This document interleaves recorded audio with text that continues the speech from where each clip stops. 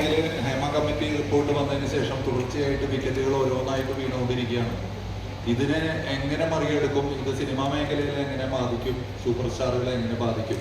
അറിയില്ല. എങ്ങനെ ബാധിക്കണമോ അങ്ങനെ തന്നെ ബാധിക്കണം. ഇത് ആരോപണങ്ങൾ ഉണ്ടെങ്കിൽ പഴുതടച്ചുള്ള അന്വേഷണങ്ങൾ ഉണ്ടാകണം. അന്വേഷണത്തൊടുവിൽ കുറ്റകൃത്യങ്ങൾ തെളിയിക്കപ്പെട്ടാൽ മാതൃകാപരമായ ശിക്ഷാ നടപടികൾ ഉണ്ടാകും.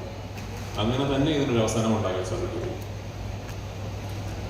രാജേട്ടാ, ഈ പറയുന്ന അലിഗേഷൻസ് അല്ല, എല്ലാ ആരോപണങ്ങളും മാത്രം, ഒരെണ്ണത്തിന് തെളിവുകളില്ല, പേരുകളില്ല. അതുകൊണ്ടാണ് ഞാൻ പറഞ്ഞത് ആരോപണങ്ങൾ ഉണ്ടെങ്കിൽ അന്വേഷണം ഉണ്ടാകണം. പക്ഷേ വ്യക്തികളുടെ പേരുകളല്ല.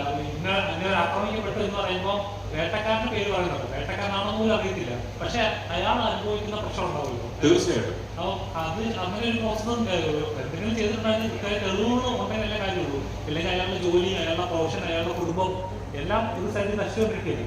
അങ്ങനെ ഒരു പ്രോസസ് ശരിയാണെന്ന് വിശ്വസിക്കുന്നുണ്ടോ?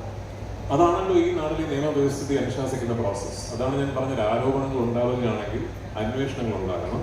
അന്വേഷണങ്ങൾ ഉണ്ടായി കുറ്റകൃത്യം തെളിയിക്കപ്പെടുകയാണെങ്കിൽ മാതൃകാപരമായ ശിക്ഷാ നടപടി ഉണ്ടാകണം. ഇനി അതല്ല, അന്വേഷണത്തിനൊടുവിൽ ഈ ആരോപണങ്ങൾ കള്ളമായിരുന്നു എന്ന് തെളിയിക്കപ്പെട്ടാൽ മറിച്ചും മാതൃകാപരമായ ശിക്ഷാ നടപടികൾ ഉണ്ടാകണം.